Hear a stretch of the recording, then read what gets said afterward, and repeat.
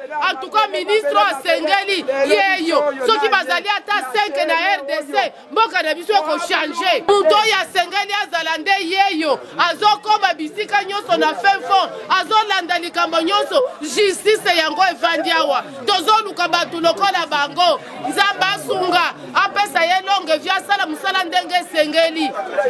Topesi merci na président Tshisekedi, na oya sani lokola bonaki ministre Constant Mutamba. Qui vrai choix,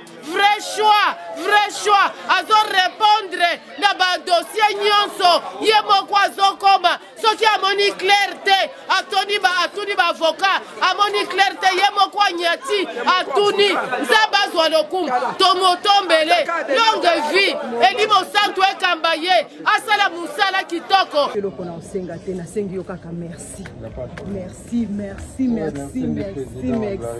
na pesi président merci na nyonso asali pona biso merci yende na bolingo na ende andome yo ne lolo biso to bengami bato esengo merci beaucoup.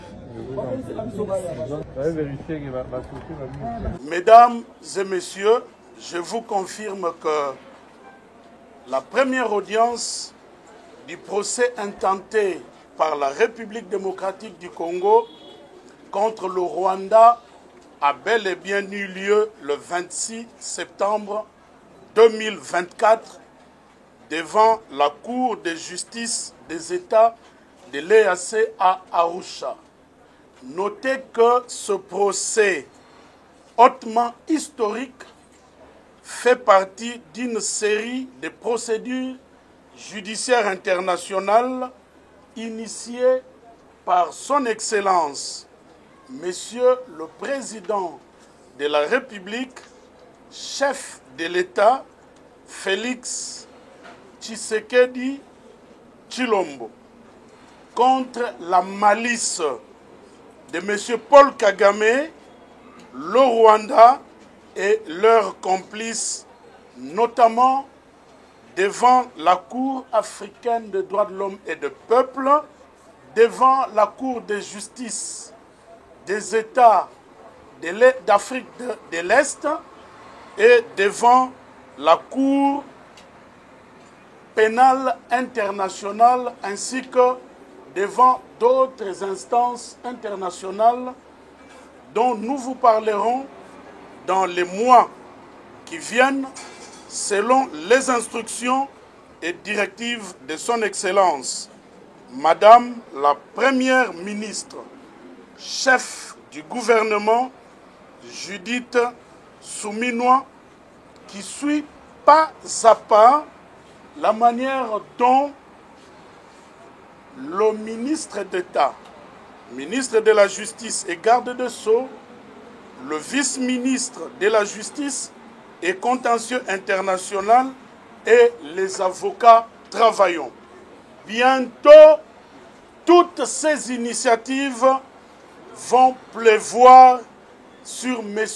Paul Kagame, ses complices et le Rwanda qui l'a embarqué dans son entreprise criminelle à l'est de notre pays où il pille et vole nos minéraux, viole nos femmes et enfants et massacre nos populations. Le président de la République, Tshisekedi, aura été le premier Congolais à gagner 2 rapports clairs de l'ONU qui attestent la présence militaire du Rwanda en RDC. Fort de ces rapports et de ce premier procès, il est aussi le premier à faire asseoir le Rwanda sur le banc des accusés. Le temps où Kagame opérait avec la complicité des Congolais est révolu. Le temps où il a menti et nargué les communautés sous-régionales, régionales et la communauté internationale est également révolue. Voici ce qu'il y a lieu de retenir concernant la première audience qui a eu lieu à Arusha. 1. Les juges de la Cour de justice de l'EAC ont eu une attitude d'impartialité et d'équité vis-à-vis des deux parties. Ceci est un bon signe pour la suite de la procédure. 2. Les avocats du Rwanda étaient manifestement préparés à bloquer la procédure.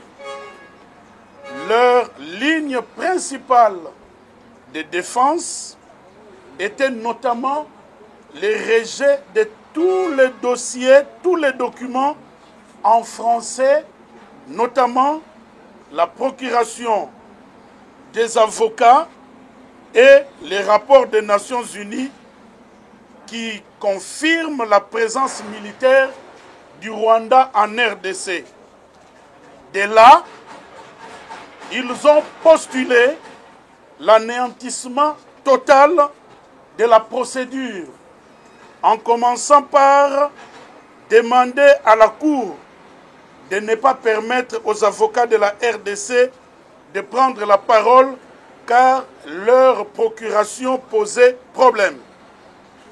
Ils ont dit à la Cour qu'ils étaient incapables de lire un document écrit en français, alors que le Rwanda est un pays francophone et qui dirige actuellement la francophonie.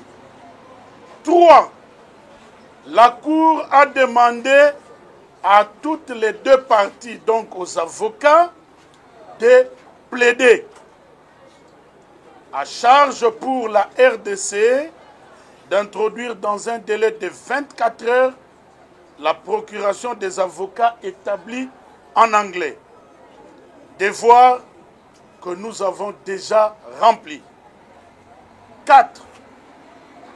Nous avons donc plaidé sur les autres documents que le Rwanda avait envoyés bien avant pour demander à la Cour de se déclarer incompétente au motif principal que les faits dénoncés par la RDC sont antérieurs à son adhésion à l'EAC, document auquel nos avocats avaient bien préparé les réponses et transmis à la Cour avant l'audience. 5. Les plaidoiries ont porté sur les éléments indiqués au point 4. Nos avocats ont démontré que les exactions graves et flagrantes commises par le Rwanda en RDC ne sont pas qu'antérieures à notre adhésion à l'EAC, mais elles continuent jusqu'à ce jour et ceci viole l'acte constitutif de l'EAC. 6. Comme cela se passe devant toutes les juridictions, la Cour a pris en délibéré ce premier débat sur sa compétence. Elle se prononcera par une décision avant d'entamer le fond.